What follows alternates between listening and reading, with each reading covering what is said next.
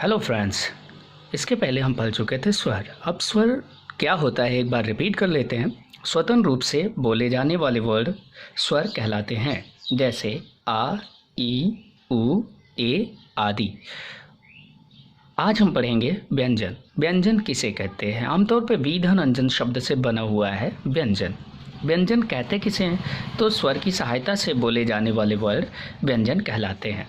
स्वर की सहायता से बोले जाने वाले वर्ड व्यंजन कहलाते हैं, जैसे का, चा, छा आदि। का और आ के मेल से, चूँकि का बना हुआ है इस वजह से इसे हम व्यंजन कहते हैं। इसी प्रकार से चा, चा स्वर की सहायता से बोला जा रहा है, इस वजह से चा हलंत आ है, तो इसे हम चा कहते हैं। तो का, चा, टा, ता, पा ये सभी या फिर का से लेकर के हाथ तक के सारे वर्ड व्यंजन कहलाते हैं जब स्वर के साथ मिलाकर बोले जाते हैं। अब आता है व्यंजन में कौन कौन से वर्ड होते हैं। तो हम व्यंजन के वर्डों के बारे में पढ़ लेते हैं। आमतौर पे जो कि होता है का से लेकर के ज्ञा तक, इसे हम पढ़ते हैं। तो सर्वप्रथम यहाँ से आरंभ करते हैं। पहला वर्ड है का, दूसरा खा, गा, घा, अंगा, चा, छा, जा, झा, इया, टा, ठा, डा, ढा, अढ़ा, ता, था, दा, धा, ना, पा, फा, बा, भा, मा, या, रा, ला, वा, शा, ता, सा, हा, छा, त्रा, ज्ञा, स्रा, रा और ढा। अब यहाँ पे हम का वर्ग से फिर से आरंभ करते हैं। ये का से लेकर के मा तक के वर्डों को वर्ग में विभाजित किया गया है। इन सब का पहला वर्ड जो होता है का, चा, टा, तापा। आरंभ की 5 पंक्तियों में जिनका पहला वर्ड जैसे का से लेकर के अंगा है, तो इनका पहला वर्ग है का।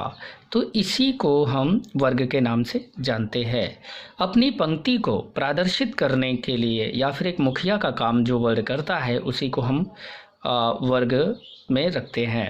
जैसे का पहला वर्ग है हमारा का वर्ग। का वर्ग के अंतर्गत 5 वर्ग आते हैं, का, खा, गा, घा, अंगा। दूसरा है चा वर्ग।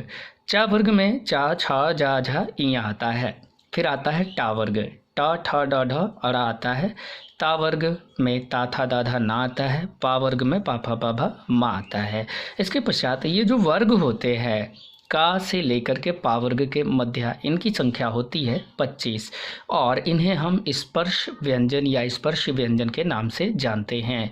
दूसरे नंबर पे आता है हमारा, यहाँ पे 5 वर्ड दिए गए हैं, अंगा, इया, अड़ा, ना, मा। ये 5 वर्ड चूँकि ब्रैकेट में है तो हर वर्ग का अंतिम वर्ड जो होता है यानी कि 5वां वर्ड, इन्हें हम अनुनासिक के नाम से भी जानते हैं। यदि कोई प्रश्न करता है कि अनुनासिक क्या होता है, तो अनुनासिक वे होते हैं जिनका उच्चारण नाक और मुंह के माध्यम से किया जाता है। अनुनासिक के अंतर्गत कौन कौन से वर्ड आते हैं? तो अंगा, इया, अड़ा, ना, मा। अनुनासिक के अंतर्गत कितने वर्ड आते हैं? तो अनुनासिक के अंतर्गत 5 वर्ड आते हैं। इसके पश्चात आता है हमारा अंतस्थ व्यंजन। अंतस्थ व्यंजन या, रा, ला, वा, इन्हें हम अंतस्थ व्यंजन कहते हैं और इनकी संख्या 4 होती है। फिर आता है शा, सा, हा, इन्हें हम ऊष्म व्यंजन के नाम से जानते हैं।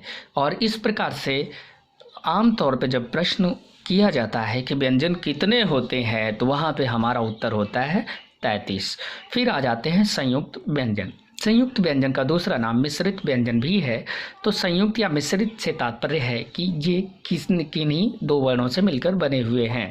तो छा का, धन, सा के योग से बना है। सा में चूंकि हलंत नहीं है तो हम सा में हलंत लगा करके आ भी आगे लिख सकते हैं। त्रा, ता और रा के योग से बना है। ज्ञा, जा और इया के योग से बना है। श्रा, शा और रा के योग से बना है। और इसके पश्चात आते हमारे दो और वर्ड जिन्हें हम उत्क्षिप्त या द्विगुण के नाम से जानते हैं। उत्क्षिप्त या द्विगुण इनकी संख्या होती है 2, रा और ढा। रा का योग डा और रा के योग से बना है, रा ढा और रा के योग से बना है। इसके पश्चात प्रश्न जब किया जाता है कि कुल व्यंजन कितने होते हैं तो हमारा उत्तर होता है 39। आमतौर पे ज़्यादातर जो प्रश्न किए जाते हैं वो इस प्रकार से किए जा सकते हैं। स्पर्शी व्यंजन की संख्या कितनी होती है तो स्पर्श व्यंजन की संख्या होती है 25। अंतस्थ व्यंजन 4 होते हैं, ऊष्म व्यंजन 4 होते हैं। व्यंजन कितने होते हैं 33 होते हैं। संयुक्त व्यंजन की संख्या 4 होती है और इसमें महत्वपूर्ण छा और ज्ञा है। ये दो ज़्यादा प्रश्न पत्र में पूछे जाते हैं। इसके बाद में उत्क्षिप्त, इनकी संख्या 2 है। तो यदि कोई प्रश्न करता है कुल व्यंजन कितने होते हैं तो हमारा जवाब होगा 39। धन्यवाद दोस्तों, फिर मिलते हैं अगले वीडियो में।